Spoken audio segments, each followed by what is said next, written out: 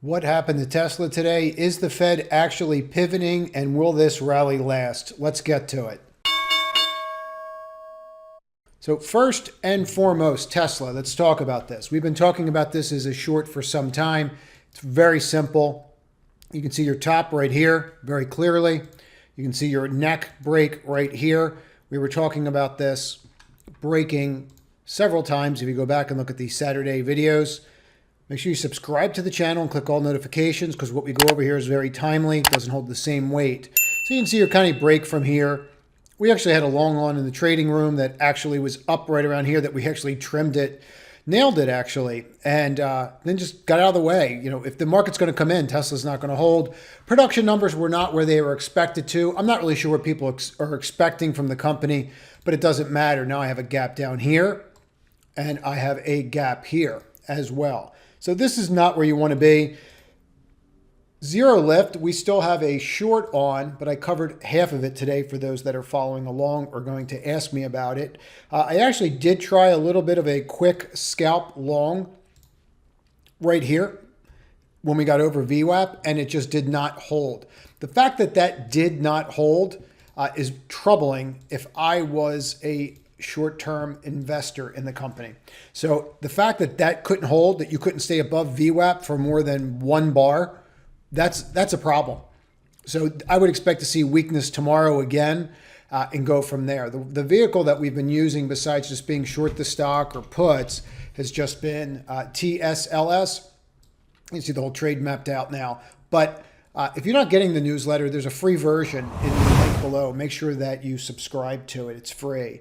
But if you go and take a look at Tesla and you just overlay this, this is the same story that we're seeing over and over again. And one thing that I'll stress is I don't care if you use EMAs or SMAs. I use SMAs. So when I just want the real data, not the front-loaded data, which is what EMAs do. So you can see how this huge convergence right here, and you rallied right into it, couldn't break it, and then you broke down. Look for this kind of pattern. This is the kind of pattern you really need to be aware of. Now, the one thing that's been driving the market is the dollar. And we're just going to clean this chart up. Okay. Now, the dollar, as the dollar goes higher, okay, it's been driving us down and driving the market down. The reason for this is obviously the rate hikes, right? That's what we're dealing with. And it's causing global bonds to rise. UK had a huge problem because if one bond's trading one place, then another bond will trade at another place, right? It's all in tandem. So essentially, US monetary policy moves the market besides the reserve currency status. As our currency goes up, and if you go look at Great Britain's currency, they're down about 40-year lows, 50-year lows right now. It's a real issue, okay? And there is talk of a shift, and we're going to talk about that in a second here. But this probably is a short. Now, you're below that 10-day, and maybe you short it and you see how you act if you get to that 21-day, and then you work your way down. Now, this is not a type of situation where you're going to make a ton, but if they shift in policy, which it seems like they're going to try to lighten their tone here, you're going to see the dollar come in. If the dollar comes in, the market's going to rally. Stay to the end because we're going to go over the indexes, but you're going to see the market rally. People are out of position, and I'll explain what I mean by that in a moment here. But I would really say that, look, Tesla is going to continue to be weak. You at least have another day there of washout, it looks like, right? This just broke the 10-day. Start paying attention to it. What I saw today more than anything was people just out of position. And, let's get into it now. So you see these cues and people are saying, okay, well, we didn't really rally that much. I understand that. But you know what the issue is going to be? We might not really know the Fed's policy or what the Fed's going to do until November. If that's the case and they come out and they do 25 basis points or less than 75 basis points, let's say, this is going to melt up. All right. People are out of position. People are short. People are talking about their put positions. And the market is a discounting mechanism. The whole reason that this is down is because of Fed hikes. If you go and take a look at the SPY, which is much cleaner, okay, if you go and take a look at the SPY, here's your undercut, and then you flipped, and now you're at your 10. If you flip the 10, you're going to the 21, right? So whether you trade SPXL or whatever you want to trade off of that, or just futures, I mean, if you flip that 10, you're going to the 21. That you have that opportunity. People say, well, it's a double bottom. Well, that double bottom doesn't confirm at a minimum until you get up to 411. Some people are going to say it doesn't confirm until you get up to 430. I'm not waiting. So keep that in mind. What else happened today that's pertinent? We got above that 5-day moving average. Okay, so this is all one big trade. So I want you to understand the big trade ahead of time. Who's going to benefit from this? Okay, you're going to see energy benefit from this. Energy and oil in particular will benefit from a weak dollar. They'll benefit from the Fed not raising rates the way that they are. Okay, that's why we saw even the UK, when the UK had their actions, we saw how that affected crude oil prices. Financials are completely out of position. So the entire financial sector, you look like it was going to break down. I went through a whole dissertation, and I'll link that video at the end, on the global markets, where we are, how we're positioned. But that's all based upon monetary policy and what the Fed's going to do. If the Fed shifts or the Fed pivots, and I think they're going to, here, look at this. So this was released today around 11:30.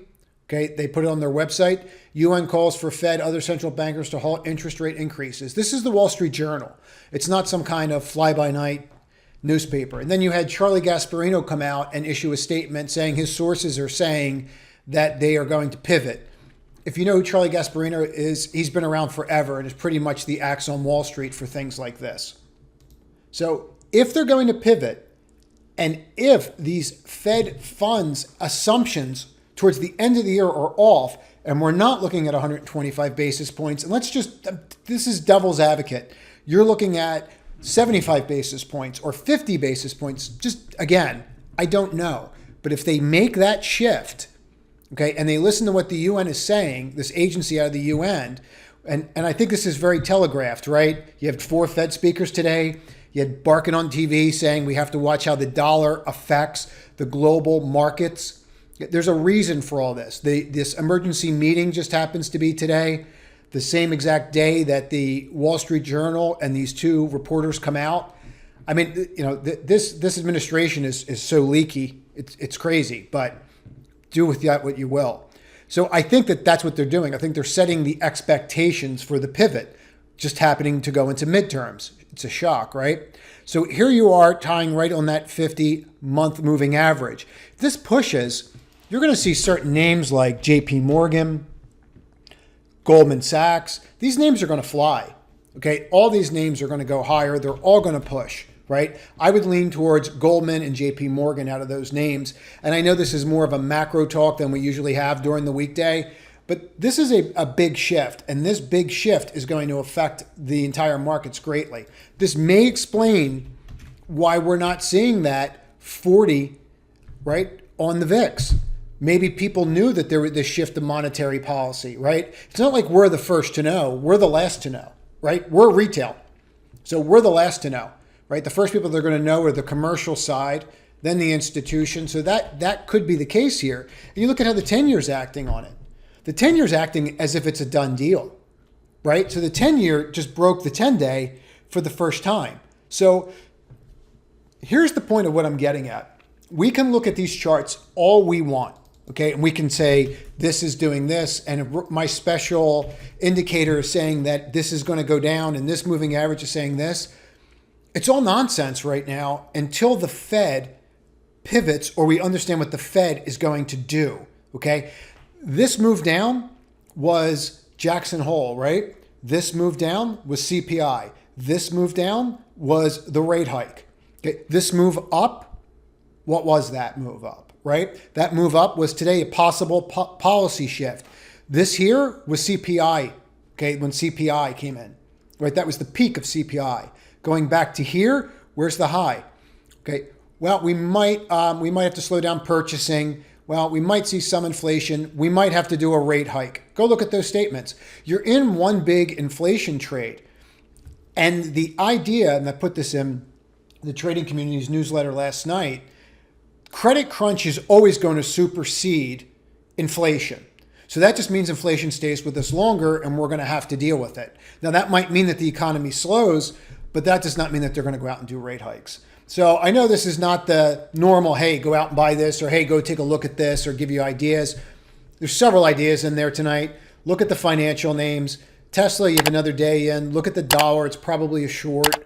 I'd be real careful with your option positions overnight just because of the implosion that you're going to see. And I will leave you with this. High beta names will move. So the high beta names will move. So these huge short positions that everybody's in, and we're all convinced that NVIDIA is not going to make another chip again. And I'm telling you, on Saturday, it's going to 73. This could change very, very quickly. High beta can move. Apple, right? If the global economy is going to get better because the Fed pivots, Apple can see a substantial move. And this is actually a bullish engulfing right here. You make that higher high tomorrow, and you can easily test up to here by the end of the week. So keep that in mind. I hope this was helpful. If you're interested in the trading community to preview it, there is a link right here. Everybody have a great evening and trade to win.